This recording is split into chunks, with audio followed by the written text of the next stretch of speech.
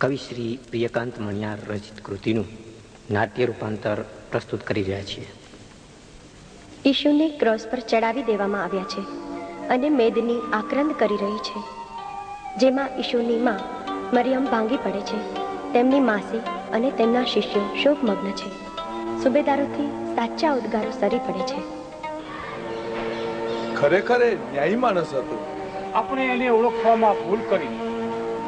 આપણે એને સમજી શક્યા નહીં. તને વધસ્તંભ ઉપર ચડાવનાર માણસ માટે પણ એણે ઈશ્વરને પ્રાર્થના કરી. ખરેખર આ માણસ દેવનો દીકરો છે. અને મેદની વિખરાય છે. ત્યાં વૃદ્ધ કાયાવાળો લોહાર પ્રવેશે છે. ઈશુની કાયામાંથી સૂર્યની શુદ્ધતા જેવું લોહી નીકળી રહ્યું છે.